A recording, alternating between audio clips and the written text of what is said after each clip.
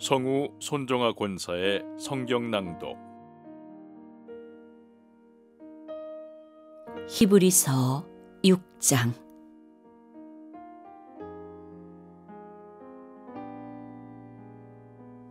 그러므로 우리는 그리스도교의 초보적 교리를 제쳐놓고서 성숙한 경지로 나아갑시다.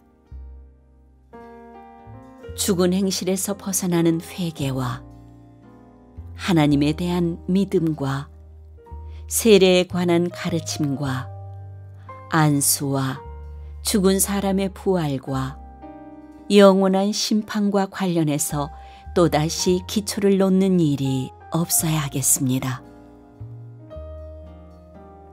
하나님께서 허락하시면 우리는 그렇게 할 수 있을 것입니다. 한번 빛을 받아서 하늘의 은사를 맛보고 성령을 나누어 받고 또 하나님의 선한 말씀과 장차 올 세상의 권능을 맛본 사람들이 타락하면 그들을 새롭게 해서 회개에 이르게 할 수 없습니다.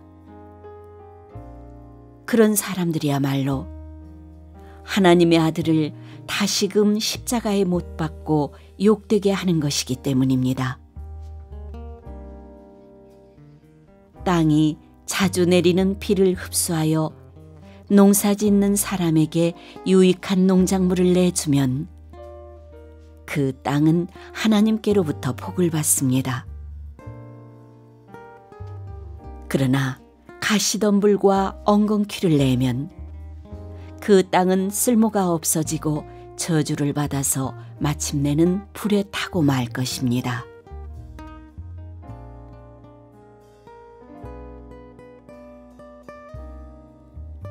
사랑하는 여러분, 우리가 이렇게 말하지만 여러분에게는 구원에 이르게 하는 더 좋은 것들이 있다는 것을 확신합니다. 하나님은 불의하신 분이 아니므로 여러분의 행위와 여러분이 하나님의 이름을 위하여 나타낸 사랑을 잊지 않으십니다. 여러분은 성도들을 섬겼으며 또 지금도 섬기고 있습니다. 여러분 각 사람은 같은 열성을 끝까지 나타내서 소망을 이루시기 바랍니다. 여러분은 게으른 사람이 되지 말고 믿음과 인내로 약속을 상속받는 사람들을 본받는 사람이 되어야 합니다.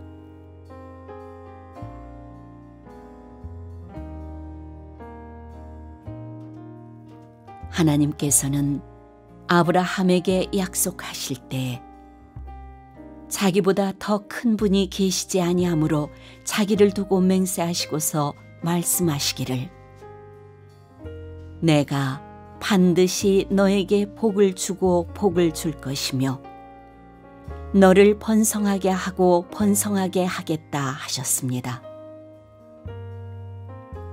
그리하여 아브라함은 오래 참은 끝에 그 약속을 받은 것입니다. 사람들은 자기보다 더 위대한 일을 두고서 맹세합니다. 그런데 맹세는 그들에게 모든 논쟁을 그치게 하여 주고 확정을 지어줍니다. 그래서 하나님께서는 그 약속을 상속받는 사람들에게 하나님의 뜻이 변하지 않는다는 것을 더욱 환히 나타내 보이시려고 맹세로서 보증하여 주셨습니다. 이는 앞에 놓인 소망을 붙잡으려고 세상에서 피하여 나온 사람들인 우리가 이 두 가지 변할 수 없는 사실, 곧 하나님의 약속과 맹세를 의지하여 큰 위로를 받게 하려는 것입니다. 하나님께서는 약속하시고 맹세하실 때 거짓말을 하실 수 없습니다. 우리에게는 이 소망이 있으니 그것은 안전하고 확실한 영혼의 닷과 같아서 휘장 안에까지 들어가게 해줍니다. 예수께서는 앞서서 달려가신 분으로서 우리를 위하여 거기에 들어가셔서 멜기세덱의 계통을 따라 영원히 대제사장이 되셨습니다.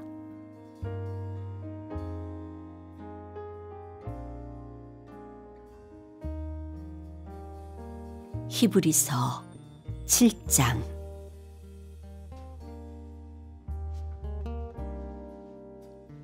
이 멜기세덱은 살렘 왕이요 지극히 높으신 하나님의 제사장이었습니다. 그는 아브라함이 여러 왕을 무찌르고 돌아올 때에 그를 만나서 축복해 주었습니다. 아브라함은 모든 것의 10분의 1을 그에게 나누어 주었습니다. 첫째로 멜기세덱이란 이름은 정의의 왕이라는 뜻이요. 다음으로 그는 또한 살렘 왕인데 그것은 평화의 왕이라는 뜻입니다. 그에게는 아버지도 없고 어머니도 없고 족보도 없고 생애의 시작도 없고 생명의 끝도 없습니다.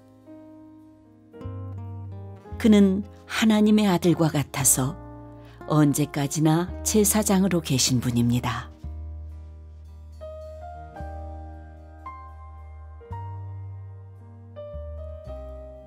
멜기세덱이 얼마나 위대한가를 생각해 보십시오.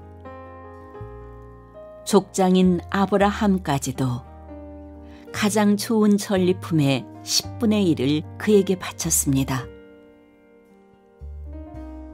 레위 자손 가운데서 제사장 직분을 맡는 사람들은 자기네 동족인 이스라엘 백성에게서 비록 그 백성도 아브라함의 자손이지만 율법을 따라 10분의 1을 받아들이라는 명령을 받았습니다.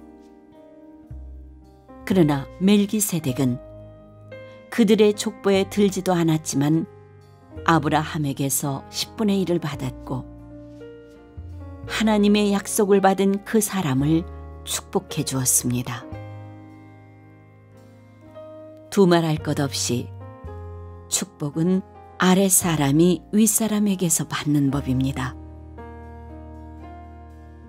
한편에서는 죽을 수밖에 없는 사람들이 10분의 1을 받고 다른 한편에서는 살아계시다고 입증되시는 분이 그것을 받습니다. 말하자면 10분의 1을 받는 레위까지도 아브라함을 통해서 10분의 1을 바친 셈이 됩니다. 멜기세덱이 아브라함을 만났을 때에는 레위는 아직 자기 조상 아브라함의 허리 속에 있었으니 말입니다.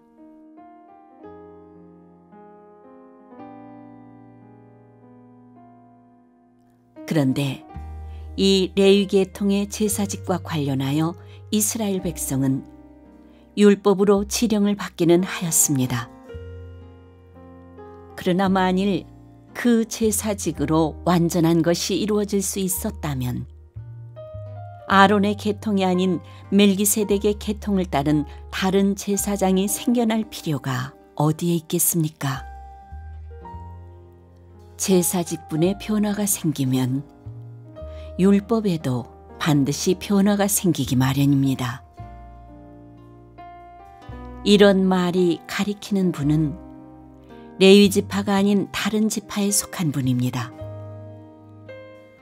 그 지파에 속한 사람으로서는 아무도 제단에 종사한 적이 없습니다. 우리 주님께서는 유다 지파에서 나신 것이 명백합니다.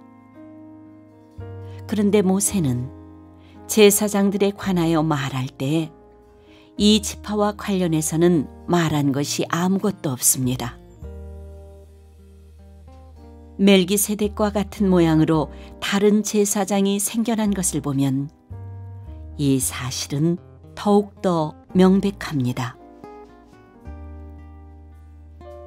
그는 제사장의 혈통에 대해서 규정한 율법을 따라 제사장이 되신 것이 아니라 썩지 않는 생명의 능력을 따라 되셨습니다.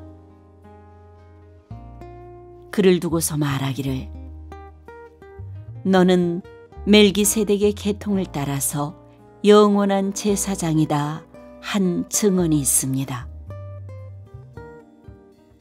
전에 있던 계명은 무력하고 무익함으로 패하게 되었습니다. 율법은 아무것도 완전하게 하지 못하였습니다. 그래서 하나님께서는 더 좋은 소망을 우리에게 주셨습니다. 우리는 이 소망을 힘입어서 하나님께 가까이 나아갑니다.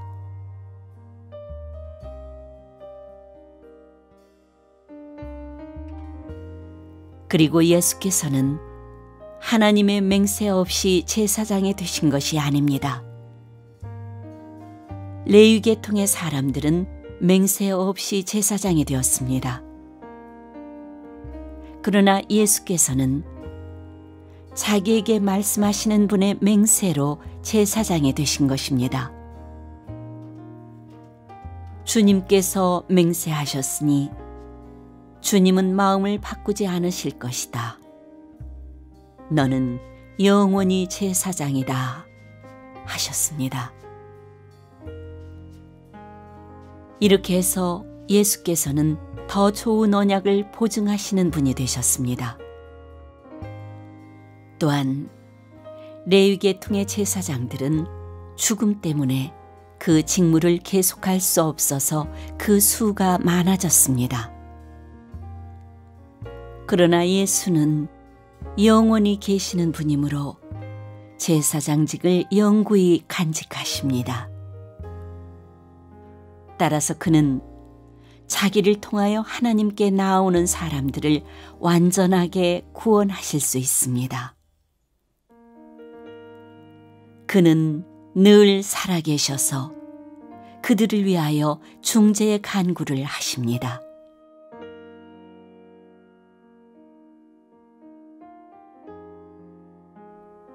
예수는 이러한 제사장으로 우리에게 적격이십니다.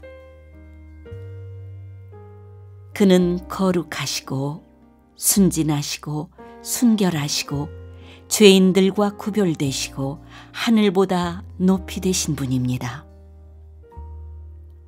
그는 다른 대제사장들처럼 날마다 먼저 자기 죄를 위하여 희생제물을 드리고 그 다음에 백성을 위하여 희생제물을 드릴 필요가 없습니다. 그는 자기 자신을 바치셔서 단 한 번에 이 일을 이루셨기 때문입니다. 사람들에게 약점이 있어도 율법은 어쩔 수 없이 그들을 대제사장으로 세우지만 율법이 생긴 이후에 하나님께서 맹세하신 말씀은 영원히 완전하게 되신 아들을 대제사장으로 세웠습니다.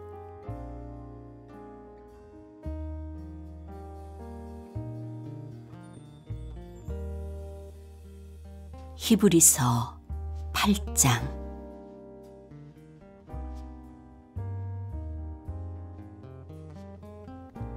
지금 말한 것들의 요점은 이러합니다. 곧 우리에게는 이와 같은 대제사장이 한 분 계시다는 것입니다. 그는 하늘에서 지엄하신 분의 보좌 오른쪽에 앉으셨습니다. 그는 성소와 참 장막에서 섬기시는 분입니다. 이 장막은 주님께서 세우신 것이요 사람이 세운 것이 아닙니다. 모든 대제사장은 예물과 제사를 드리는 일을 맡게 하려고 세우신 사람입니다. 그러므로 이 대제사장도 무엇인가 드릴 것을 가지고 있어야 합니다. 그런데 그가 땅에 계신다고 하면 제사장이 되지는 못하실 것입니다. 땅에서는 율법을 따라 이미 예물을 드리는 사람들이 있기 때문입니다. 그러나 그들은 하늘에 있는 것들의 모형과 그림자에 지나지 않는 땅에 있는 성전에서 섬깁니다.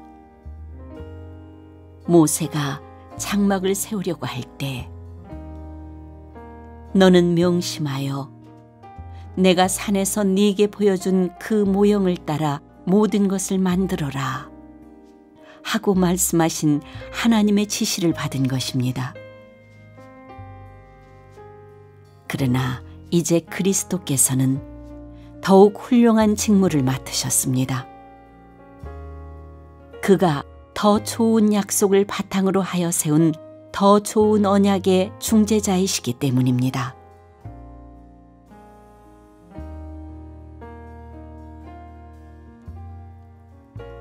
그 첫 번째 언약에 결함이 없었다라면 두 번째 언약이 생길 여지가 없었을 것입니다.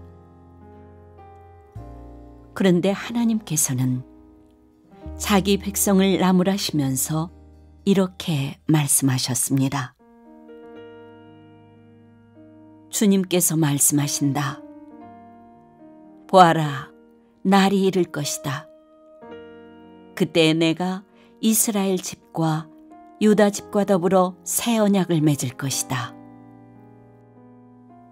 또 주님께서 말씀하신다. 이 새 언약은 내가 그들의 조상들의 손을 잡고 이집트 땅에서 인도하여 내던 날에 그 조상들과 맺은 언약과 같은 것이 아니다. 그들은 내 언약을 지키지 않았으므로 나도 그들을 돌보지 않았다. 또 주님께서 말씀하신다. 그날 뒤에 내가 이스라엘 집과 맺을 언약은 이것이니 나는 내 율법을 그들의 생각에 넣어주고 그들의 마음에다가 새겨주겠다. 그리하여 나는 그들의 하나님이 되고 그들은 내 백성이 될 것이다. 그리고 그들은 각각 자기 이웃과 자기 동족을 가르치려고 주님을 알라고 말하는 일이 없을 것이니 작은 사람으로부터 큰 사람에 이르기까지 모두 나를 알 것이기 때문이다. 내가 그들의 불의함을 긍휼히 여기겠고 더 이상 그들의 죄를 기억하지 않겠다. 하나님께서 새 언약이라고 말씀하심으로써 첫 번째 언약을 낡은 것으로 만드셨습니다. 낡고 오래된 것은 곧 사라집니다.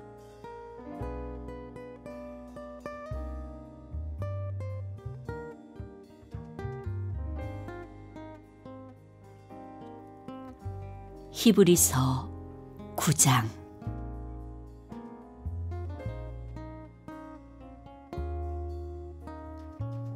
첫 번째 언약에도 예배 규정과 세상에 속한 성소가 마련되어 있었습니다.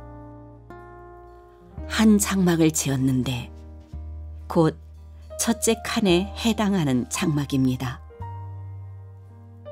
그 안에는 촛대와 상이 있고 빵을 차려놓았으니 이곳을 성소라고 하였습니다.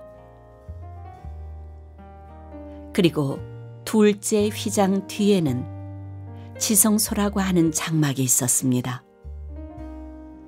거기에는 금으로 만든 분향제단과 온통 금으로 입힌 언약궤가 있고 그 안에는 만나를 담은 금 항아리와 싹이 난 아론의 지팡이와 언약을 새긴 두 돌판이 들어있었습니다.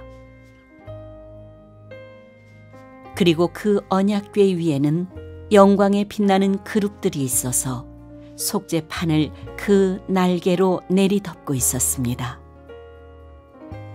지금은 이것들을 자세히 말할 때가 아닙니다.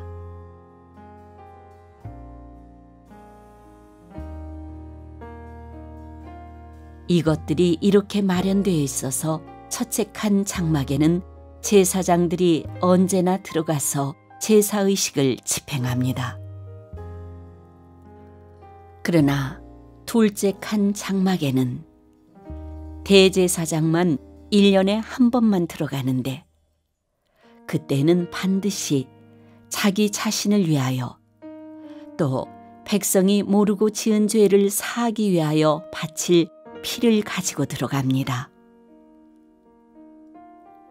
이것은 첫째 칸 장막이 서 있는 동안에는 아직 지성소로 들어가는 길이 드러나지 않았음을 성령께서 보여주시는 것입니다. 이 장막은 현 시대를 상징합니다. 그 장막 제1을 따라 예물과 제사를 드리지만 그것이 의식 침례자의 양심을 완전하게 해주지는 못합니다. 이런 것은 다만 먹는 것과 마시는 것과 여러 가지 씻는 예식과 관련된 것이고 개역의 때까지 육체를 위하여 부과된 규칙들입니다.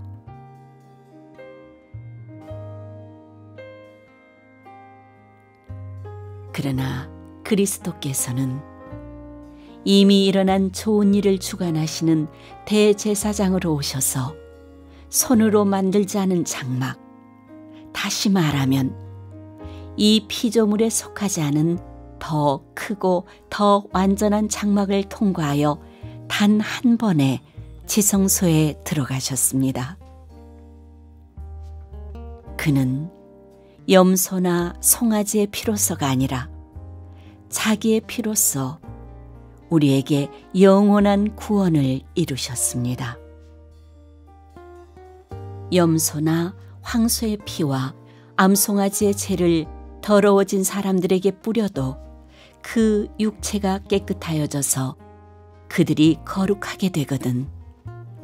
하물며 영원한 성령을 힘입어 자기 몸을 흠없는 제물로 삼아 하나님께 바치신 그리스도의 피야말로 더욱더 우리들의 양심을 깨끗하게 해서 우리로 하여금 죽은 행실에서 떠나서 살아계신 하나님을 섬기게 하지 않겠습니까?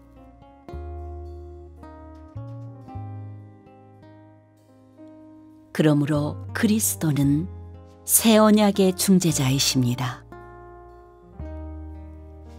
그는 첫 번째 언약 아래에서 저지른 범죄에서 사람들을 구속하시기 위하여 죽으심으로써 부르심을 받은 사람들로 하여금 약속된 영원한 유업을 차지하게 하셨습니다.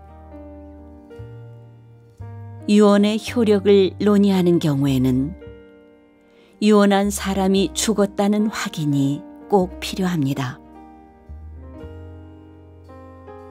유언이라는 것은 유언한 사람이 죽어야만 효력을 냅니다. 유언한 사람이 살아있는 동안에는 유언은 아무런 효력이 없기 때문입니다. 이러므로 첫 번째 언약도 피 없이 세운 것은 아닙니다.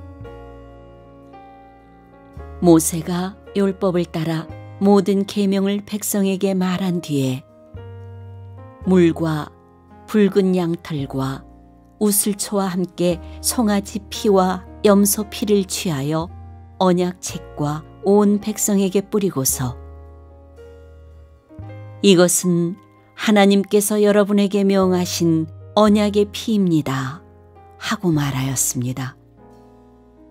또 같은 방식으로 그는 장막과 제사의식에 쓰이는 모든 기구에도 피를 뿌렸습니다.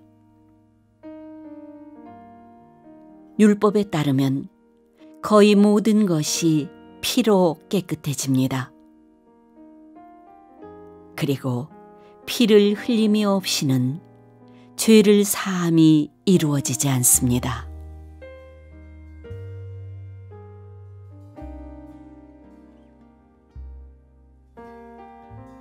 그러므로 하늘에 있는 것들의 모형물은 이런 여러 의식으로 깨끗해져야 할 필요가 있지만 하늘에 있는 것들은 이보다 나은 희생 제물로 깨끗해져야 합니다. 그리스도께서는 참 성소의 모형에 지나지 않는 손으로 만든 성소에 들어가신 것이 아니라 바로 하늘 성소 그 자체에 들어가셨습니다. 이제 그는 우리를 위하여 하나님 앞에 나타나셨습니다. 대제사장은 해마다 짐승의 피를 가지고 성소에 들어가지만 그리스도께서는 그 몸을 여러 번 바치실 필요가 없습니다. 그리스도께서 그 몸을 여러 번 바치셔야 하였다면 그는 창세 이래로 여러 번 고난을 받아야 하셨을 것입니다. 그러나 이제 그는 자기를 희생제물로 드려서 죄를 없이 하시기 위하여 시대의 종말에 단 한 번 나타나셨습니다. 사람이 한 번 죽는 것은 정해진 일이요. 그 뒤에는 심판이 있습니다. 이와 같이 그리스도께서도 많은 사람의 죄를 짊어지시려고 단 한 번 자기 몸을 제물로 바치셨고 두 번째로는 죄와는 상관없이 자기를 기다리고 있는 사람들에게 나타나셔서 구원하실 것입니다.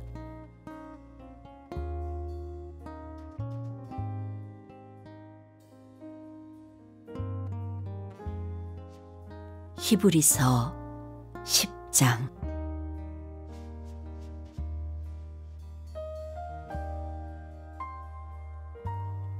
율법은 장차 올 좋은 것들의 그림자일 뿐이요 실체가 아니므로 해마다 반복해서 드리는 똑같은 희생제사로서는 하나님께로 나오는 사람들을 완전하게 할 수 없습니다. 만일 완전하게 할 수 있었더라면 제사를 드리는 사람들이 한 번 깨끗하여진 뒤에는 더 이상 죄의식을 가지지 않을 것이고 따라서 제사 드리는 일을 중단하지 않았겠습니까? 그러나 제사에는 해마다 죄를 회상시키는 효력은 있습니다. 황소와 염소의 피가 죄를 없애줄 수는 없습니다. 그러므로 그리스도께서 세상에 오실 때 하나님께 이렇게 말씀하셨습니다. 주님은 제사와 예물을 원하지 않으셨습니다. 그래서 나에게 입히실 몸을 마련하셨습니다. 주님은 번제와 속죄제를 기뻐하지 않으셨습니다. 그래서 내가 말하였습니다. 보십시오, 하나님. 나를 두고 성경에 기록되어 있는 대로 나는 주님의 뜻을 행하러 왔습니다. 위에서 그리스도께서 주님은 제사와 예물과 번제와 속죄제를 원하지도 기뻐하지도 않으셨습니다 하고 말씀하셨습니다. 이런 것들은 율법을 따라 드리는 것들입니다.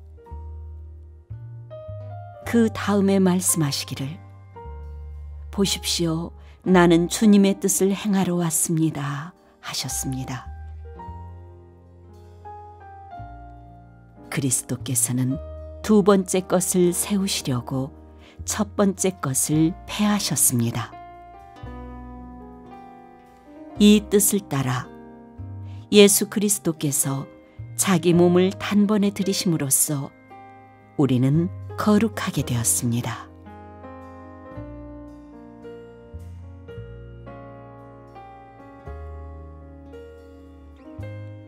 모든 제사장은 날마다 제단에 서서 직무를 수행하면서 똑같은 제사를 거듭 드리지만 그러한 제사가 죄를 없앨 수는 없습니다.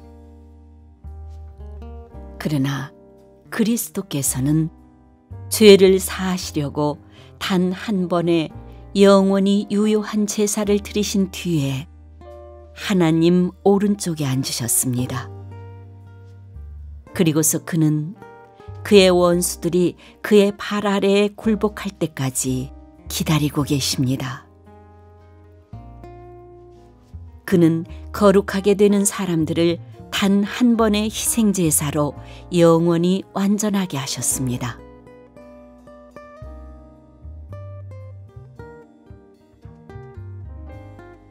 그리고 성령도 우리에게 증언하여 주십니다. 먼저 이렇게 말씀하셨습니다. 주님께서 말씀하신다. 그날 이후에 내가 그들에게 세워줄 언약은 이것이다. 나는 내 율법을 그들의 마음에 박아주고 그들의 생각에 새겨주겠다. 또 나는 그들의 죄와 불법을 더 이상 기억하지 않겠다. 죄와 불법이 용서되었으니 죄를 사하는 제사가 더 이상 필요 없습니다.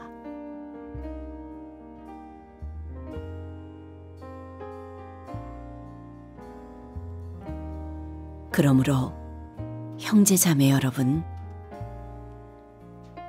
우리는 예수의 피를 힘입어서 담대하게 지성소에 들어가게 되었습니다. 예수께서는 휘장을 뚫고 우리에게 새로운 살 길을 열어주셨습니다. 그런데 그 휘장은 곧 그의 육체입니다. 그리고 우리에게는 하나님의 집을 다스리시는 위대한 제사장이 계십니다. 그러니 우리는 확고한 믿음을 가지고 참된 마음으로 하나님께 나아갑시다. 우리는 마음에다 예수의 피를 뿌려서 죄책감에서 벗어나고 맑은 물로 몸을 깨끗이 씻었습니다. 또 우리에게 약속하신 분은 신실하시니 우리는 흔들리지 말고 우리가 고백하는 그 소망을 굳게 지킵시다. 그리고 서로 마음을 써서 사랑과 선한 일을 하도록 격려합시다.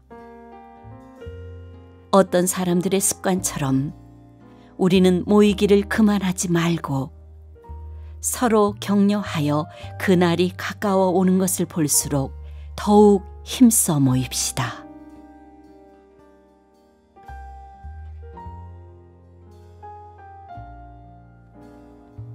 우리가 진리에 대한 지식을 얻은 뒤에도 짐짓 죄를 짓고 있으면 속죄의 제사가 더 이상 남아있지 않습니다.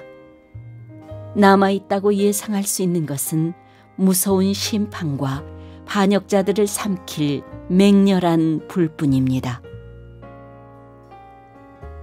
모세의 율법을 어긴 사람도 두세 증인의 증언이 있으면 가차없이 사형을 받는데 하나님의 아들을 짓밟고 자기를 거룩하게 해준 언약의 피를 대수롭지 않게 여기고 은혜의 성령을 모욕한 사람은 얼마나 더 무서운 벌을 받아야 하겠는가를 생각해 보십시오.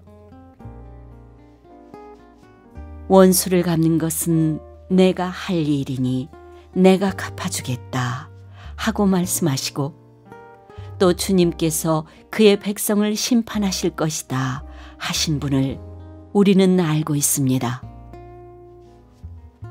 살아계신 하나님의 징벌하시는 손에 떨어지는 것은 무서운 일입니다.